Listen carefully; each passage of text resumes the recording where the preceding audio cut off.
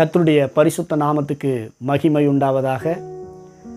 சென்ற காணொளியில் ஜீவனின் ஆவியின் பிரமாணத்தை குறித்து நாம் தியானித்தோம். அதனுடைய தொடர்ச்சியை இப்பொழுது நாம் பார்க்க போகிறோம். அதற்கென்று 2 கொரிந்தியர் 3ஆம் அதிகாரம் 6வது வசனத்தை தியானத்துக்கு நாம் எடுத்துக்கொள்ளப் போகிறோம். புது உடன்படிக்கையின் ஊழியக்காரராயிருக்கும்படிக்கு அவரே எங்களை தகுதியுள்ளவர்களாக்கினார். அந்த உடன்படிக்கை எழுத்துக்குரியதாய் இராமல் ஆவிக்குரியதாய் இருக்கிறது.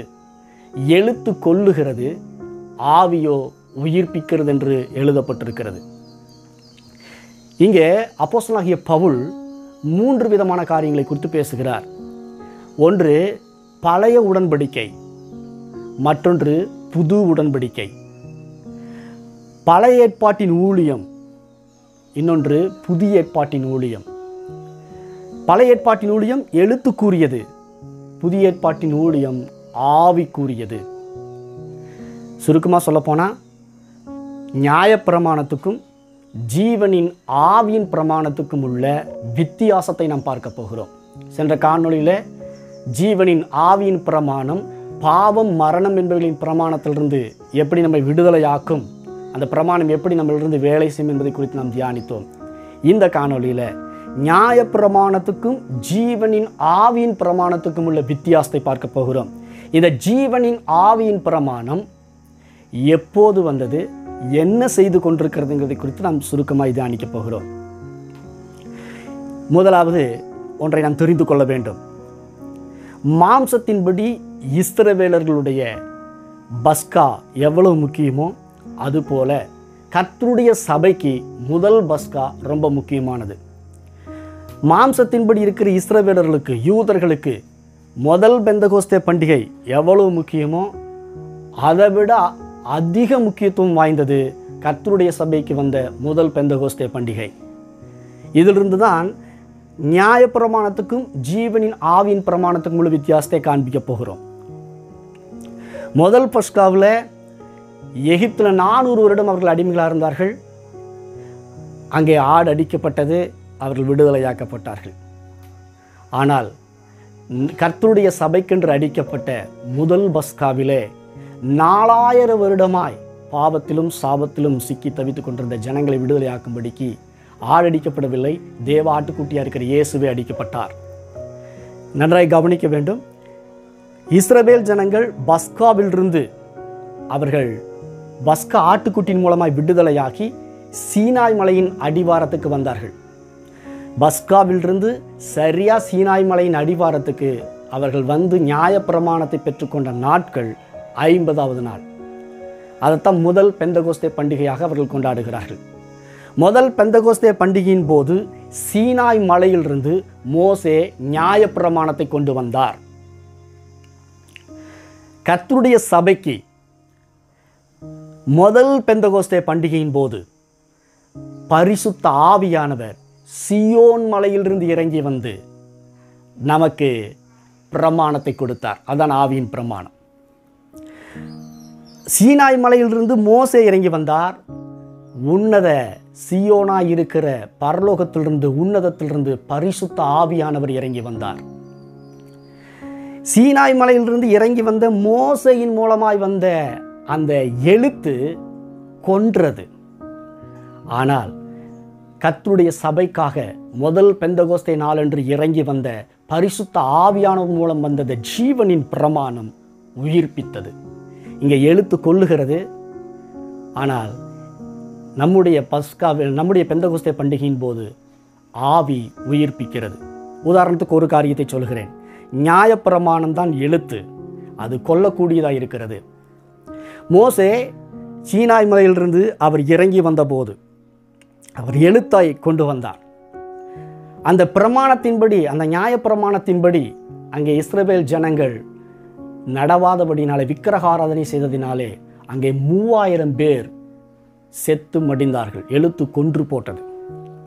ஆனால் ஃபஸ்ட்டு பெண்டிகாஸ் சபைக்கென்று வந்த ஃபஸ்ட்டு பெந்தகோஸ்தே நாளன்று பரிசுத்த ஆவியானவர் வந்தவுடனே அந்த பரிசுத்த ஆவியானவர் பேதுருவின் மூலமாய் 3000 பேரை உயிர்ப்பித்தார், ரட்சித்தார். அங்கே எழுத்து கொல்லுகிறது, இங்கே ஆவி உயிர்ப்பிக்கிறது. அந்த எழுத்துக்கூறிய அந்த நியாயப்பிரமாணமானது ஜனங்களை ஆக்கினிக்குள்ளாக தீர்த்தது. ஆனால் இன்றைக்கு நான் பிரசங்கிக்கிற ஜீவனின் ஆவியின் பிரமாணம் ஆக்கினியிலிருந்து நம்மை தப்புவிக்கிறது மாத்திரமல்ல, அதிலிருந்து ஒரு மாபெரும் மீட்பை மற்றவர்களுக்கும் கொடுக்கிறது. அதனால் தான் ஜீவனின் ஆவியின் பிரமாணம் மிக மிக முக்கியமானது. எழுத்து கொன்றது பாருங்க, 3000 பேர்த்தை கொன்று குவித்தது. ஆனால் ஆவியானவர் வந்தவுடனே 3000 பேர் ரட்சிக்கப்பட ஆரம்பித்து விட்டார்கள். அப்போஸ்தலர் 2ஆம் அதிகாரத்தில் நாம் வாசிக்கிறோம். ஆக்கினி தீர்ப்பை கொடுக்கக்கூடியதாக இருந்தது. உதாரணத்துக்கு பார்த்தீங்கன்னா, நியாயப்பிரமாணம் கல்லினால் எழுதப்பட்டது. ஆனால் ஜீவனின் ஆவியின் பிரமாணமோ நம்முடைய இருதயத்திலே எழுதப்பட்டிருக்கிறது. கல்லினால் எழுதப்பட்ட இந்த நியாயப்பிரமாணம் எப்பொழுதுமே அந்த பிரமாணத்தை மீறும் பொழுது அது கல்லை தூக்கினது. உதாரணத்துக்கு யோவான் 8ஆம் அதிகாரத்தை நாம் வாசிக்கும் போது இயேசு கிறிஸ்து அங்கே தேவாலயத்திலே உபதேசம் பண்ணி கொண்டிருந்தார். அப்படி உபதேசம் பண்ணி கொண்டிருந்த அந்த நேரத்தில் வேதபாரகரும் பரிசேயரும் கையும் மெய்யுமாய் பிடிக்கப்பட்ட ஒரு விபச்சார ஸ்திரியை அவர் முன்பு கொண்டு வந்து நிறுத்தினார்கள். இயேசுவை பார்த்து சொல்லுகிறார்கள், இவர்கள் கையும் மெய்யுமாய் பிடிக்கப்பட்டிருக்கிறாள், மோசேயின் நியாய பிரமாணத்தின்படி இவர்கள் கல்லெறியப்பட வேண்டும்.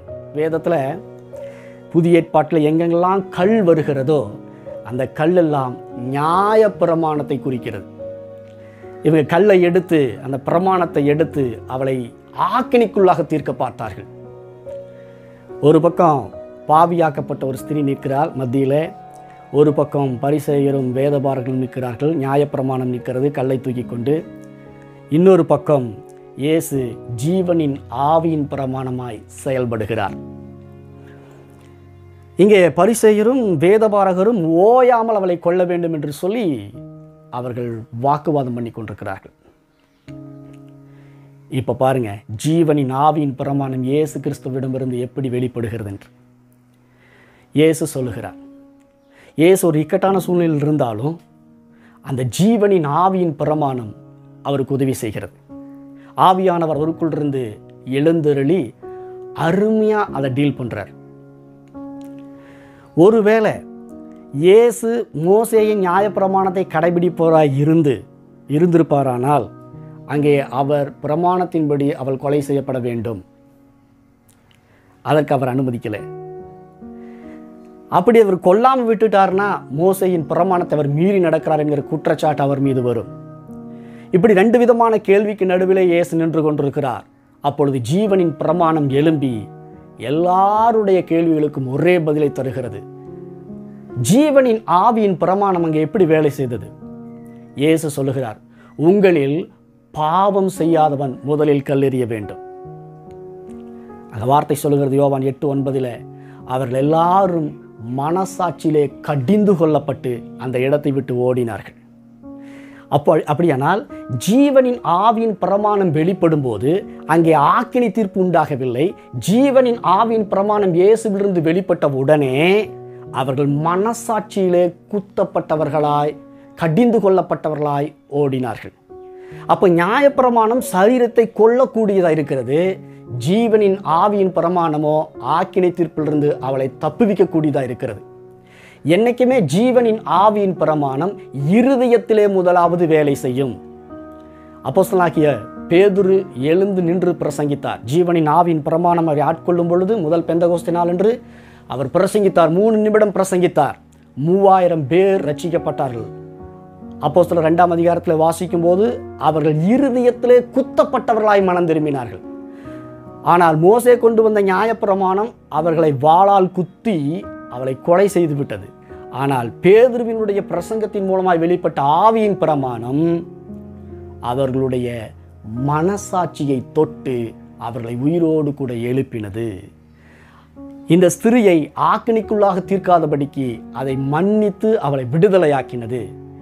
ஆவியின் பிரமாணத்துக்கும் நியாய பிரமாணத்துக்கும் உள்ள வித்தியாசம் என்பது வானத்துக்கும் பூமிக்கும் உள்ள வித்தியாசம். நியாய பிரமாணத்தின்படி எந்த மனுஷனும் நீதிமானாக முடியாது. நியாயப்பிரமாணம் நல்லதுதான். ஆனால் நியாயப்பிரமாணத்தை நிறைவேற்றும்படிக்கு மனுஷனுக்கு கொடுக்கப்பட்ட போது மனுஷன் விழுந்து போனவனாக இருந்தபடியினாலே அந்த நியாயப்பிரமாணத்தை அவனால் நிறைவேற்ற முடியவில்லை. அந்த இடத்தை ஃபில்லப் பண்ணுறதுக்காகத்தான் இங்கே ஆவியின் பிரமாணம் கொடுக்கப்படுகிறது. ஒரு மனுஷன் ஆவியின் பிரமாணத்தில் நடத்தப்படுவானால் அவன் சுலபமாக நியாயப்பிரமாணத்தை நிறைவேற்றி முடிக்கலாம். இயேசு அதை செய்தார். அந்த ஜீவனின் பிரமாணம் நமக்குள்ளும் இருக்கிறது. அந்த ஜீவனின் பிரமாணத்தை நாம் எப்படி செயல்படுத்த வேண்டும் என்பதை குறித்ததான சத்தியத்துக்குள்ளே வெளிப்பாட்டுக்குள்ளே போவோமானால் நிச்சயம் அநேக ஜனங்களை நாம் காப்பாற்றி எடுக்க முடியும். இன்றைக்கு கிறிஸ்துவம் நியாயப்பிரமாணம் என்கிற ரிலீஜியனில் மதத்தில் கட்டப்பட்டிருக்கிறது. அந்த மதத்தில் கட்டப்பட்டிருக்கிற எல்லாருமே சில வெளிப்பாடுகளுக்கு விரோதமாய் கல்லை தூக்குவார்கள். இயேசுவுக்கு விரோதமாய் கல்லை தூக்கினார்கள். கையும் மெய்யுமாய் பிடிக்கப்பட்ட விபச்சாரி ஸ்திரீக்கு விரோதமாய் கல்லை தூக்கினார்கள். இயேசுவின் சரீரம் வெளியே வராதபடிக்கு கல்லை போட்டு அடைத்தார்கள். எங்கெங்கெல்லாம் கல் வருகிறதோ அங்கெல்லாம் அந்த நியாயப்பிரமாணத்தை காட்டுகிறது. இதிலிருந்து நியாயப்பிரமாணம் ஒரு மனுஷனை பாவத்தின் கீழ் அடைத்து வைக்கிறது. நியாயப்பிரமாணம் ஒரு மனுஷனை சாபத்துக்குள் அடைத்து வைக்கிறது. நியாயப்பிரமாணம் ஒரு மனுஷனை தேவனிடத்தில் சேரக்கூடாதபடிக்கு பிரிவினைகளை உண்டு பண்ணுகிறது. ஆனால் முதல் பெந்தகோஸ்தே என்று, சபைக்கு கிடைத்த முதல் பெந்தகோஸ்தே என்று பரிசுத்த ஆவியானவர் இந்த பூமிக்கு இறங்கி வந்தார். நியாயப்பிரமாணம் செய்யக்கூடாததை ஆவியின் பிரமாணமாய் இயேசு நின்று அதை செய்து முடித்தார். அந்த ஆவியின் பிரமாணம் இப்பொழுது நமக்குள்ளும் செயல்பட்டு கொண்டிருக்கிறது. இனி தேவனோடு கூட சேருவதை யாராலும் தடுக்க முடியாது. எந்த நியாயப்பிரமாணத்தாலும் தடுக்க முடியாது. அந்த நியாயப்பிரமாணத்தை நாம் ஜெயித்திருக்கிறோம் என்கிற சத்தியத்தோடு கூட நாம் தொடர்ந்து இந்த ஜீவனின் ஆவியின் பிரமாணத்தை குறித்து நாம் தியானிக்க போகிறோம். கர்த்தர் தாமே உங்களை ஆசீர்வதிப்பாராக. ஆமென்.